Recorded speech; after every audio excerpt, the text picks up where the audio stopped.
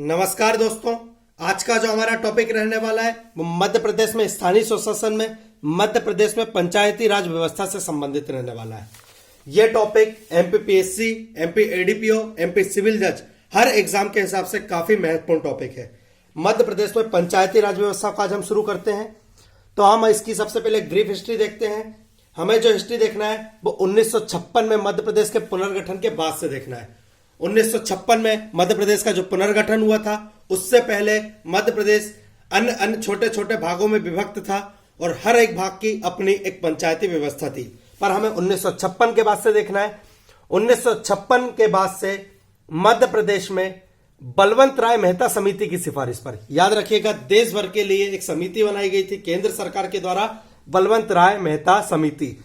तो बलवंत राय मेहता समिति की सिफारिश पर मध्य प्रदेश में 1962 में मध्य प्रदेश पंचायती राज अधिनियम बना। मध्य प्रदेश में अगर एक व्यवस्थित अधिनियम जो 1956 के बाद बना है तो 1962 में मध्य प्रदेश पंचायती राज अधिनियम था। बलवंत राय मेहता समिति ने देश भर के लिए सिफारिश की गई थी।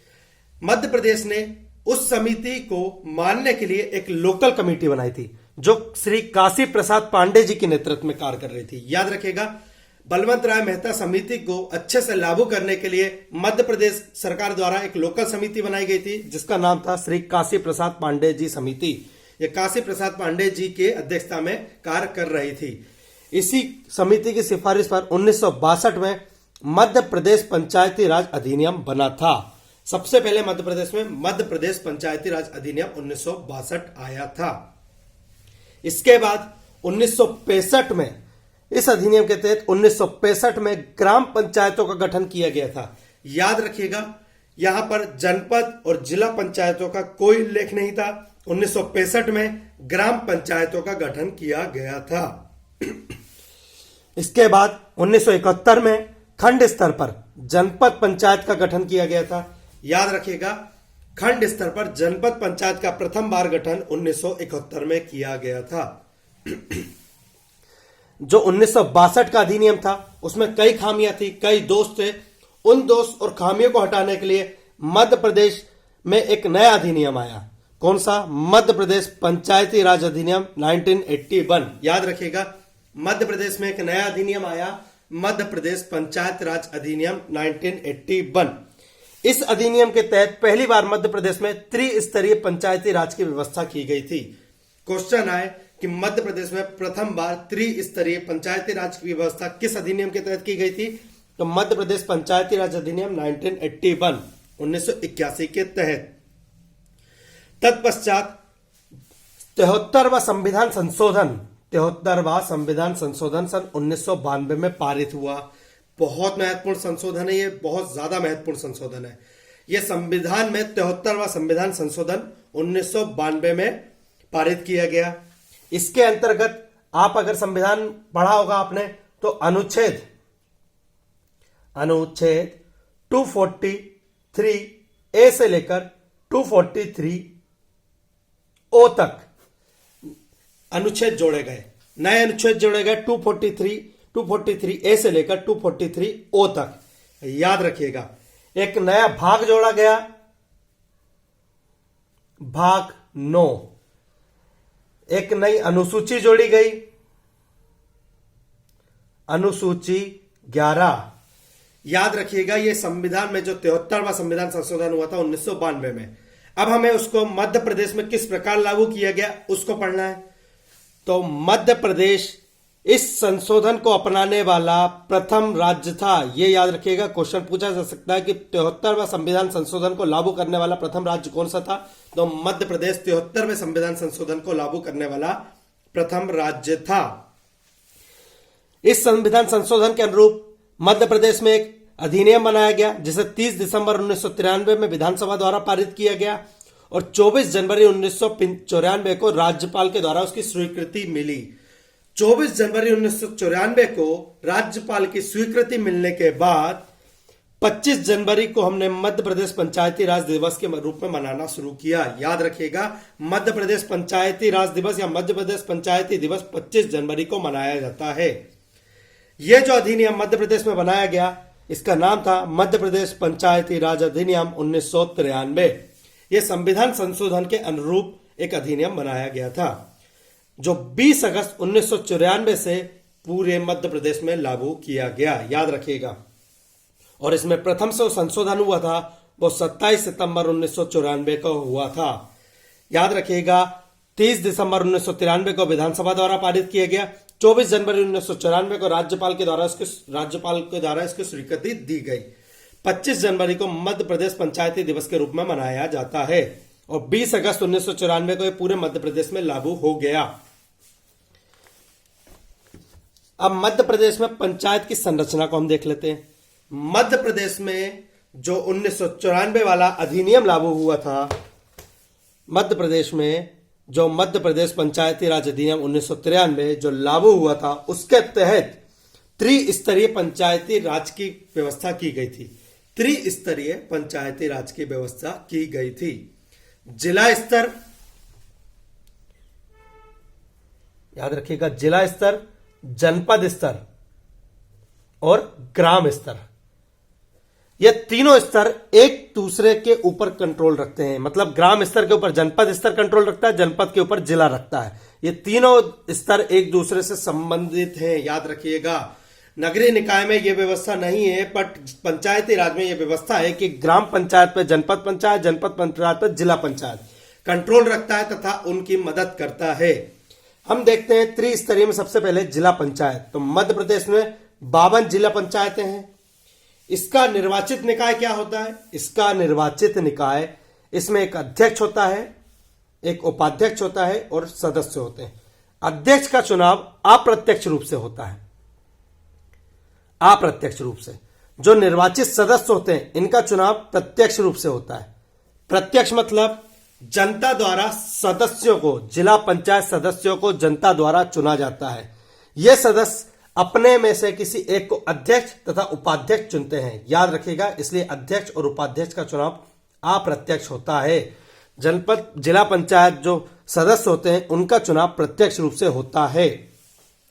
इसका जो प्रशासनिक अधिकारी होता है वो मुख्य कार्यपालक अधिकारी जिला पंचायत होता है। यह आईएएस की रैंक का एक अधिकारी होता है, आईएएस रैंक का एक अधिकारी होता है। इसमें वार्ड संख्या, एक जिले में 10 से लेकर 35 तक वार्ड बनाए जा सकते हैं। 10 से लेकर 35 तक वार्ड बनाए जा सकते हैं और हर एक वार्ड से एक सदस्य चुना जाता है। इसके बाद एक संरचना आती है। जिला पंचायत की जो मीटिंग्स होती हैं उसमें स्थानीय लोकसभा का जो एमपी होता है, स्थानीय राज्यसभा का जो एमपी होता है, स्थानीय एमएलए जो होते हैं और जितनी भी जनपद एक जिले के अंतर्गत आती है उनके जो अध्यक्ष होते हैं ये सब भाग ले सकते हैं, याद रखिएगा। इसकी जो संरचना होती है, स्थानीय लोकसभा का जो एमपी होता है, स्थानीय राज्यसभा का जो एमपी होता है, स्थानीय एमएलए का जो एमपी होता है, जनपद अध्यक्ष जितने भी होते हैं जिले में वो इस मीटिंग में भाग ले सकते हैं। राज्यसभा का जो मेंबर होता है वो किसी क्षेत्र का नहीं होता, वो राज्य का ही होता है। किंतु अगर उसका राज्यसभा का जो सदस्य है उसका अगर क्षेत्र उस जिला पंचायत के अंतर्गत आता है, यानी वो उस जिला पंचायत के अंतर्गत मतदाता है, तो वो उस जिला पंचायत का सदस्य हो सकता है। इसके बाद आता है हमारा जनपद पंचायत। मध्य प्रदेश में 313 जनपद पंचायतें हैं। यह नंबर सबसे पहले पूछा जाएगा, मध्य प्रदेश में कितनी जनपद पंचायतें हैं? तो मध्य प्रदेश में 313 जनपद पंचायतें हैं। इसका निर्वाचित निकाय क्या होता है? यहां भी एक अध्यक्ष होता है, उपाध्यक्ष होता है और सदस्य होते हैं। यहां पर भी सदस्यों का चुनाव प्रत्यक्ष होता है, यानी सदस्यों का चुनाव जनता के द्वारा किया जाता है और वो सदस्य अपने में से किसी एक को अध्यक्ष और उपाध्यक्ष चुनते हैं, याद रखिएगा। सदस्यों का चुनाव प्रत्यक्ष होता है, अध्यक्ष और उपाध्यक्ष का चुनाव अप्रत्यक्ष सदस्यों में से ही होता है। इसका जो प्रशासनिक अधिकारी होता है वो खंड विकास अधिकारी, बीडीओ, ब्लॉक डेवलपमेंट ऑफिसर होता है। ये राज्य सेवा का अधिकारी होता है, एमपीपीएससी के द्वारा इसका चयन होता है। यहां पर वार्ड संख्या 10 से 25 तक रहती है, यानी 10 से लेकर 25 तक सदस्य चुने जा सकते हैं। इसके बाद इसकी जो संरचना होती है, इसमें स्थानीय एमएलए इसकी मीटिंग में भाग ले सकता है और उस जनपद पंचायत के अंतर्गत जितनी पंचायतें आती हैं उनके सरपंच उसकी मीटिंग में भाग ले सकते हैं। ये एक महत्वपूर्ण टॉपिक है, इसको आप समझ के करिएगा। बहुत महत्वपूर्ण टॉपिक है, मेरे द्वारा कोशिश की जा रही है कि आपको व्यवस्थित रूप से इसे समझाया जाए। अगली आती है हमारी ग्राम पंचायत। तो मध्य प्रदेश में वर्तमान में 23,006 ग्राम पंचायतें हैं। इसका निर्वाचित निकाय थोड़ा अलग है। इसका जो प्रमुख होता है वो सरपंच होता है, और सरपंच का चुनाव प्रत्यक्ष रूप से जनता के द्वारा किया जाता है। एक उप सरपंच होता है जो अप्रत्यक्ष रूप से चुना जाता है, और पंच होते हैं जिनका चुनाव भी प्रत्यक्ष रूप से किया जाता है। याद रखिएगा, सरपंच जनता के द्वारा चुने जाते हैं, पंच जनता के द्वारा चुने जाते हैं, जहां उप सरपंच होता है वो अप्रत्यक्ष रूप से पंचों के द्वारा चुना जाता है। इसके बाद प्रशासनिक अधिकारी। इसका प्रशासनिक अधिकारी ग्राम पंचायत सचिव होता है। याद रखिएगा, इसका प्रशासनिक अधिकारी ग्राम पंचायत सचिव होता है। ग्राम पंचायतों में जो सचिव होता है वो एक शासकीय अधिकारी होता है ग्राम पंचायत के लिए। वार्ड संख्या इसमें 10 से लेकर 20 वार्ड तक हो सकते हैं, यानी 10 से 20 पंच चुने जा सकते हैं। याद रखिएगा, ग्राम पंचायतों के कार्य। ग्राम पंचायतों के कार्य से संबंधित 11वीं अनुसूची संविधान संशोधन के द्वारा भी जोड़ी गई थी, जिसमें 29 विषय थे, तथा मध्य प्रदेश पंचायती राज अधिनियम 1993 की धारा 49 के अंतर्गत भी ग्राम पंचायतों के कार्यों का विवरण दिया गया है। उसके अंतर्गत भी 11वीं अनुसूची का रूप को फॉलो किया गया है। याद रखिएगा, मीटिंग। ग्राम पंचायत की मीटिंग माह में एक बार जरूर बुलाई जाएगी। याद रखिएगा, ग्राम पंचायत की मीटिंग एक माह में एक बार जरूर बुलाई जाएगी। मध्य प्रदेश में सरपंच और उप सरपंच के विरुद्ध अविश्वास का भी व्यवस्था की गई है। अविश्वास प्रस्ताव यानी आप सरपंच और उप सरपंच को पद से हटाने के लिए क्या प्रक्रियाएं अपना सकते हैं। अगर पंच 2/3 बहुमत से पास कर दें कि सरपंच और उप सरपंच को हटाना है, तो यह प्रक्रिया के तहत सरपंच और उप सरपंच को हटाया जा सकता है। ग्राम सभा। ग्राम सभा क्या होती है? ग्राम सभा होती है ग्राम में मतदाताओं की जो सभा होती है। जितने भी एक ग्राम पंचायत में मतदाता होते हैं, उनके जो सदस्य होते हैं वो ग्राम सभा के सदस्य कहलाते हैं। तो ग्राम सभा अगर 1/3 बहुमत से एसडीएम को बता दे कि हमें सरपंच और आप उप सरपंच को हटाना है, तो 50% मत द्वारा इसको हटाया जा सकता है। 50% मत के द्वारा इसको हटाया जा सकता है। मतलब ग्राम सभा को 1/3 बहुमत से एसडीएम के पास ये सिफारिश करनी है कि सरपंच और उप सरपंच को हमें हटाना है। एसडीएम चुनाव करवाएगा और उस चुनाव में 50% मत के द्वारा आप सरपंच और उप सरपंच को हटा सकते हैं। इस सारे बातों में कलेक्टर का जो निर्णय होता है वो अंतिम होता है। कलेक्टर का निर्णय अंतिम होता है। अवधि प्रथम सम्मेलन से 5 वर्ष तक होती है एक पंचायत की अवधि। अब कुछ महत्वपूर्ण फैक्ट हम जो देख लेते हैं जो ग्राम पंचायत से संबंधित है। ग्राम सभा, अभी हमने ग्राम सभा का उल्लेख किया था। ग्राम सभा पंचायत में मतदाता सूची में शामिल सभी लोगों की सभा होती है। याद रखिएगा, उस पंचायत की मतदाता सूची में जितने भी लोग शामिल हैं उन सबकी सभा ग्राम सभा होगी। ग्राम सभा की मीटिंग वर्ष में प्रत्येक 3 माह में एक बार जरूर की जाएगी। हर 3 माह में एक बार ग्राम सभा की मीटिंग जरूर की जाएगी। याद रखिएगा। ग्राम स्वराज, अगर क्वेश्चन आए कि ग्राम स्वराज व्यवस्था किससे संबंधित है? ग्राम सभा से ही संबंधित है। ग्राम सभा को ताकतवर किया गया था ग्राम स्वराज व्यवस्था के अंतर्गत। क्वेश्चन क्या पूछा जा सकता है कि मध्य प्रदेश में ग्राम स्वराज व्यवस्था कब अपनाई गई? तो मध्य प्रदेश में 26 जनवरी सन 2001 में ग्राम स्वराज व्यवस्था अपनाई गई। ग्राम न्यायालय भी आता है। ग्राम न्यायालय मध्य प्रदेश ग्राम न्यायालय अधिनियम 1996 के तहत कार्य करते हैं। मध्य प्रदेश में यह व्यवस्था 26 जनवरी सन 2001 को लागू की गई।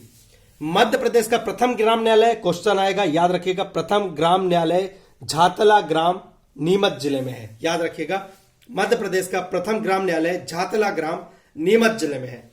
एक फैक्ट को लेकर कई बच्चे कंफ्यूज हो जाते हैं कि सर कई जगह बेरसिया भोपाल का नाम मिलता है, तो याद रखिएगा भारत सरकार के द्वारा प्रथम ग्राम न्यायालय की स्थापना बेरसिया भोपाल में की गई थी 2 अक्टूबर सन 2009 को।